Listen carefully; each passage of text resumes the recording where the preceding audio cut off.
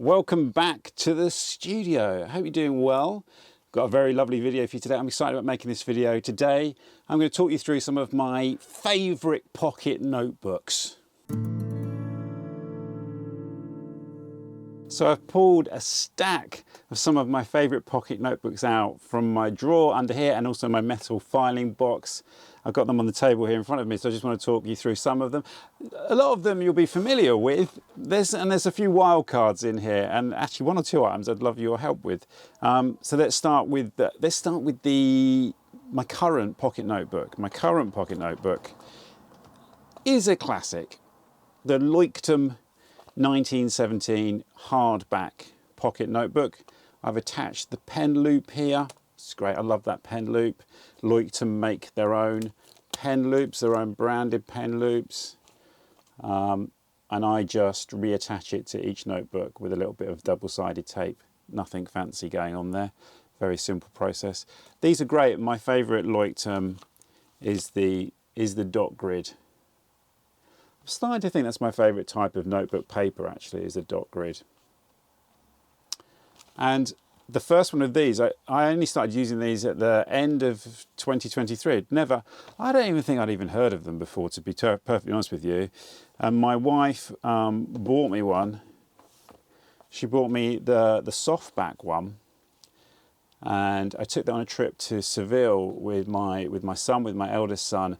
And that was a real re-engagement for me with pocket notebooks, with my love of pocket notebooks, because I'd been using either A5 notebooks for a bit, and I liked the medium Moleskine. Got one here. This size medium Moleskine had become a little bit of a go-to for me for a period of time. They're a little bit disproportionately expensive, actually, but I did like this size. It's somewhere between a pocket and an A5, and it worked for me for a while. And before that, I'd been writing in A5 notebooks for a little while. And my wife bought me this, and I took it on that trip to Seville. And my eldest son, he was like, oh, you know, can you get me a notebook? I want to do some journaling whilst we're here, make some notes. So we went into a little stationery shop just in the streets of Seville, and we spent a lot of time just like, we'd stop and sit in a cafe and write in our notebooks.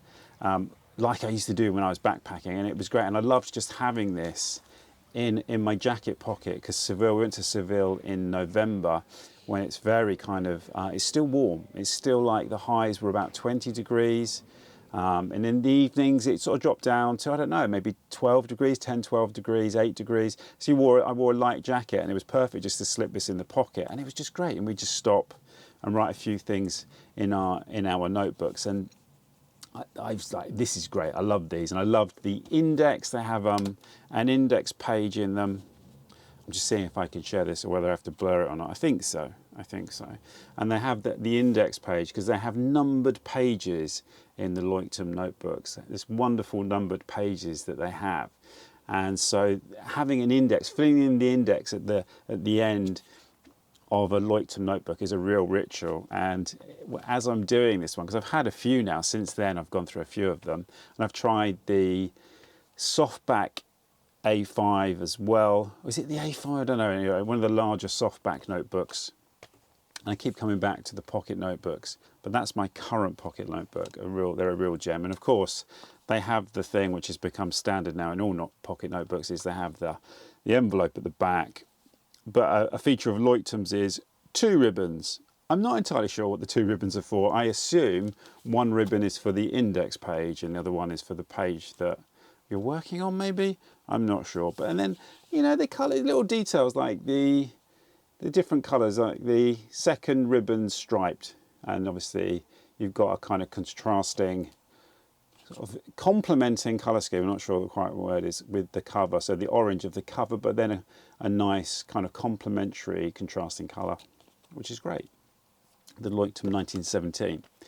I couldn't really do this without, you have to include a Moleskine pocket notebook.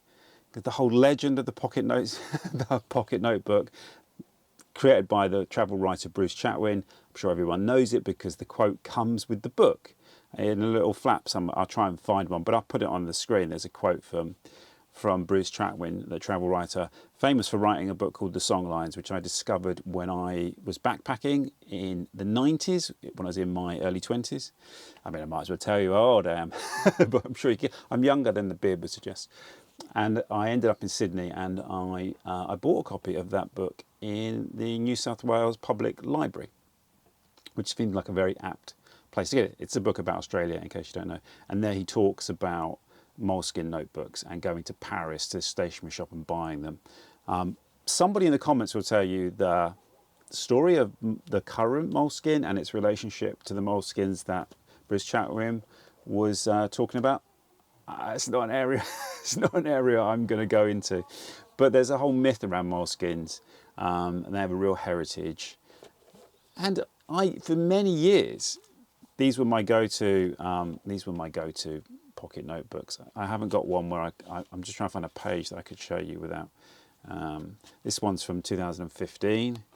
There isn't a page I don't think I would show you because these are my personal notebooks, but it's the creamy lined paper, and I feel like people like to get a little bit down on the Moleskines now. I think particularly fountain pen users find the bleed through and the paper isn't very good. Things like that. I'm not a big critic of Moleskines. But I think, this kind of the features of a Moleskine, the ribbon marker, the elastic band closure, and the envelope at the back for putting items that you gather on your travels inside. These things have now become standard amongst a lot of notebooks. Were they in notebooks before the popularity of the Moleskine? I wonder. You can't beat a Moleskine. And whilst we're talking about Moleskines, I have to mention, I'm going to try and get the pronunciation right. I'm going to, the Moleskine Cahier. Cahier? Cahier. Cahier. People gave me pronunciation guides, so I'm going to try and do it for a minute because I want to learn it. Cahier. The Moleskine Cahier. The little soft-backed ones. These are very affordable. I think a pack of these is about £9. So you could say, but they have nice features. They also have the little envelope at the back, cardboard cover. I've gone through loads of these over the years. You see this one, 2009, 2013.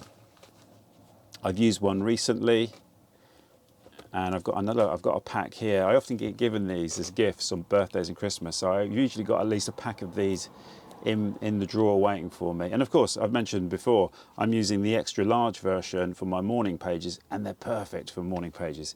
You can't beat the Moleskine Cahier. I'm going to throw in a few should I throw in the wild? No, I'll throw in the wild cards at the end. Let's do the sensible stuff first. I've only had one of these, and I want to find more without ordering them from Italy. But these are the Fabriano notebook. It's a really, and again, it's a soft covered cardboard notebook with the elastic band, but it has, Fabriano are famous for the quality of their paper. And I didn't, again, it was a gift from my wife. She was visiting her parents who were living in a part of Italy where they make paper. And so she just bought this, I think, in a local shop, knowing that I love a notebook. You'll notice that's the theme. My wife buys me notebooks when she goes away. And I didn't really think anything about it. I thought, this is quite nice. I needed a notebook, so I cracked it open. And I think I was at a meeting somewhere and I was writing. And an artist that I know, who's a wonderful illustrator, she made a point of coming across the room going, I love your notebook. That's a great notebook. I thought, how does she know? How does she know? And of course, she recognised it as a Fabriano from literally across the room. So the Fabriano, does anyone know where you can buy these in the United Kingdom? I've seen, obviously, they have a website, you buy them from Italy, but I want to try to avoid that kind of behaviour. Whilst we're talking about, I also I've had a few of these. This book this is the Moleskine Pocket soft cover, and my dad bought me this, so it has a special place in my heart to write about my walks. He said that you want a soft cover for sticking in your pocket when you're doing walks. And so this lived in my bag for a while.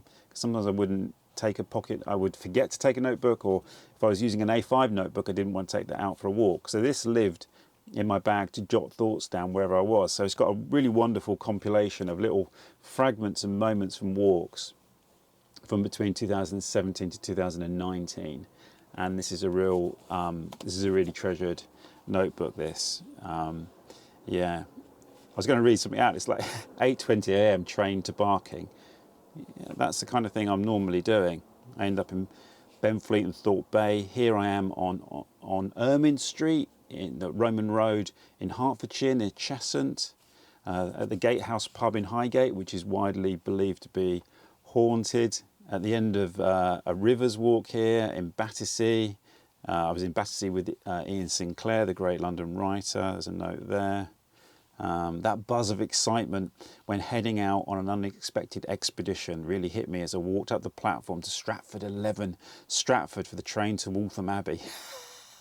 I just suddenly decided to go. That was the 30th of May, 2017. Yeah, another one here, Baldwin's Hill Pond, Epping Forest. Love the notes. I think someone must have told me this. Baldwin's Hill Pond. Derek Acora. Derek Acora, I think, is a psychic, isn't he? A TV psychic, getting lost in Epping Forest. I think they're notes from a book by Will Ashen. Yes, so this is a really, these are great to have just lying around. A bag book, actually, I don't think it really matters what the bag book is. What else can I show you? I'm going to move some cahiers out of the way. Lots of moleskines, red moleskin pocket. Love that book. That one's 2009. We've yet to touch on any field notes, and I think I'm missing one that I wanted to. So field notes. Obviously, now I'm a very recent adopter of field notes. I made a short about these on the John Rogers Walks channel. That's now had like 120,000 views or something, which for me is evidence not of the popularity of my video. It's evidence for me of popularity of these notebooks, and it's the Field Notes Expedition Edition. They're amazing. I really love these, and I looked at these when I first heard about them years ago, because it's for a guy who does a lot of walking and writes on the hoof, waterproof paper. You're thinking, really? And they are such a delight to write on, and they've got this lovely kind of dotted paper again, but it's shiny dotted paper. And I will be honest with you, I really like the smell. And it took me a while to work out what the smell was, because it's a slightly familiar smell, and it's the smell of, you know, the sort of brochures, the instruction pamphlets you would get with electronics, like a camera or something. It's that paper, but it writes beautifully. It writes so beautifully. You have to write on it with a ballpoint pen, or it recommends a ballpoint pen or a pencil. So I haven't been writing on ballpoint pens for ages, so I had to go out and buy some ballpoint pens. I bought some Z grips to use, and also for a long time I used my Parker Jotter with a ballpoint insert. I usually use this with a gel, but I bought a ballpoint insert to write on here. It's a lovely combination, and as many people know about these, the great thing with the field notes is you just fold, if you're on the train, you just fold them over double. Just fold them over double. I'm writing it when I'm on the Elizabeth line, and there's loads of people there and you're swaying around, you can just write in it. It's just so lovely. It's got the lovely orange cover. They've made a real feature putting your name and address and reward information. I think, did people do that before Bruce Chatwin talked about doing it? This is the thing Bruce Chatwin said he always did with his moleskins. He added that information, whether it was already in the inside cover because it is printed there, or is that because of Bruce Chatwin? And he always put a reward in there. So, but now everyone has, well, not everyone, sorry, that's an exaggeration, but you certainly find it in the field notes. And that wonderful feature of a field notes is the practical information at the back here. Equipment checklist, Geiger recording, scientific cooperation treaties, sober realizations, epic statements. All this stuff at the back is just so perfect. That's really, really delightful. So I love those. And the other field notes I've developed a real affection for is these ones, the pitch black edition. I'm saying this because I think I haven't used the Robert McFarlane Stanley Donwood Is a River Alive versions yet. So these are the ones I've used, and I love these. It's the field notes pitch black with the dotted paper on the inside. I made a short about this recently. It's really lovely. This was the notebook I was using before the Leuchtturm. The only downside I find now with these is that I will fill up one of these in about 10 days on average, week to 10 days, and one of these is full up. So they're a little bit of a luxury at the rate going through them at that rate, but they're so lovely. They'll always have a place in my itinerary of notebooks. So before I go on to the wild cards, I don't know if this does count as a wild card. If you live in the UK, I don't know if they still do these, but Ryman, the popular high street stationer, they would do like a version of the classic Moleskine pocket notebook, and it has most of the features. I don't think it has all the features. In fact, it even has the expandable pocket at the back. It has the elastic band enclosure. It has a ribbon. They're great, and of course they are a fraction of the price of a Moleskine. And I went through a period of being a little bit price conscious, and just also thinking, well, do I really want to spend, you know, whatever it is, £12, £15 or more on a pocket notebook when I can get these for, I think these were like at the time £4 or £5, and they're pretty much the same. The only difference, and I don't know how you feel about this, for me, is the cover is a little bit thick and padded, and I prefer the slimmer cover of the Moleskine. It just seems to make a difference, and the Leuchtturm. Maybe, I don't know why that could account for the difference in price. I'm not sure. Is it harder to make a thinner cover? I don't know. I don't know. And this is not something I would put in the wildcards, and I'm including this because I know it's a brand a lot of journaling aficionados are very keen on, particularly people that use fountain pens, and it's a Rhodia. And I bought this in an art supply shop in Elephant and Castle. It was a really lovely shop, and they had lots of different types of notebooks. They had Fabriano, but they didn't have the pocket notebooks. And I think, yeah, I can't remember what they said, whether they're having difficulty getting hold of them, but I tried to get them through that shop. So I thought Rhodia, I heard people online talk about Rhodia a lot, and I love the colour scheme, love a bit of blue and orange. Who doesn't love a little bit of blue and orange? This particular type of blue, lovely. And it does have the kind of like creamy stripe paper. Again, it's all my personal thoughts. I'll be spending a lot of time blurring out the page, so you won't really see the page. Let me try and see if I can find a blank page. It's very unlikely. There are blank pages at the back, which I hate, but it shows you a little bit about how I felt about the notebook. There's a few blank pages at the back. So it's lined paper. It's quite a sort of shiny texture. I never fell in love with this. And there's some quirky reasons why. I think it's slightly wider than A6. So it's a little bit bigger than A6, slightly wider, I think you can see there. I don't know why that bothered me. It just did. And I think, and this is a contradiction after what I've said about the Field Notes Expedition edition. I wasn't keen on, there's a kind of gloss to the paper that I didn't enjoy, which is weird. There was a few things in it that just ended up annoying me about it, which is a shame, because it's aesthetically, still I look at it and think, maybe I should get another one of these, but I don't know, if I see one around, I might give them another go. They do dotted versions, I think, so maybe I'll try that. Now I'm going to, when I was going through the box, the filing box, I found a few of the wild cards in there. And I think because I want to sort of demonstrate as well, like for me, a few people have commented on the morning pages videos about this idea of not using kind of high-end luxury notebooks, spending lots of money on notebooks for something like morning pages, which some people would see as being slightly disposable. So, you know, by buying expensive notebook is sort of slightly going, that's a whole other discussion, but it did remind me of that idea of the joy of finding quirky notebooks in like little local newsagents or odd places. And I used to love that. Whenever I went anywhere, I would just look to see what the notebooks were, and I'd pick them up. And you know, sometimes they're a couple of pounds, like the notebook that I got in Trieste that I was writing in recently. It cost €1.95, and it was a lovely little notebook. So I found a few in my filing box, in my records, and there were these. And now I wonder if anybody would know where these came from. They were in the UK. These are Ryman notebook. There's no branding inside them, unfortunately. Yeah, I mean, this is one I used for sort of when I was doing comedy. So it's got some of the listings for the shows that I did in the back. You can see it's falling apart slightly. But these were very cheap notebooks that you found in any kind of like, any kind of newsagent really would sell these. And I love the sort of utilitarian aspects. Obviously the thing is they've got that very much, I'm trying to find a bit I can, standard kind of paper. But there was they've got a hardback, they've got a contrasting colour scheme. I like them. I had a few of these. two of them in particular. Actually, this one I didn't get very far with, actually. This one's mostly empty, so yeah, there's the paper.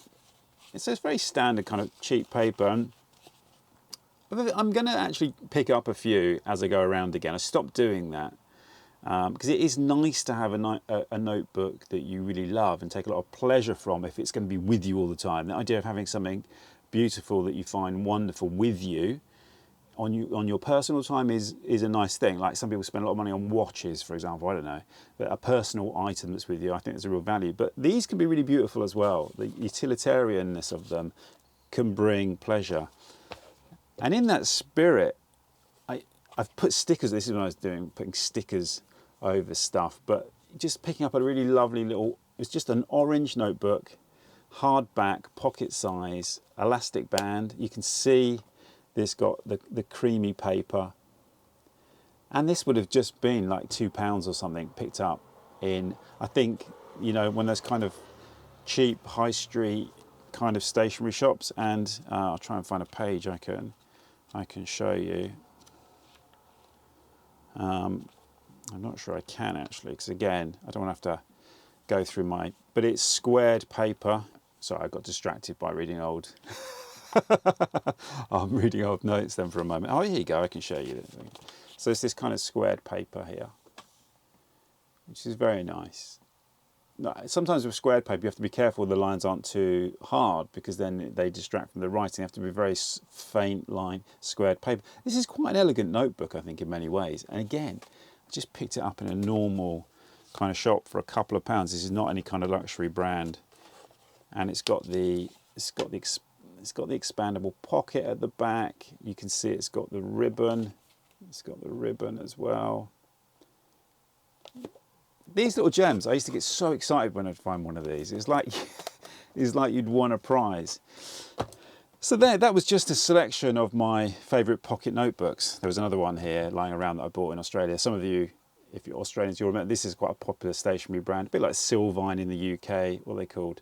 Debden, which is interesting actually. I wonder if that's anything to do with the Debden factory in East London, where they print the banknotes, obviously a paper factory. And you can see where I tried to create a enclosure. There you go, I just undone that string. It's been tied for 23 years, 2002. And sometimes I would make a little note. Oh, actually, no, I bought this in the UK. I thought I bought it in Australia. So actually, forget the stuff about Australia. I bought this in Devon, I think. Again, just in a newsagent's. And that does the job just as well. Would have cost £1.50 or something.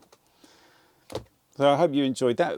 Tell me some of your favourite brands of pocket notebooks, because I'm always in the market for them. I like to have 2 or 3 in the drawer at least.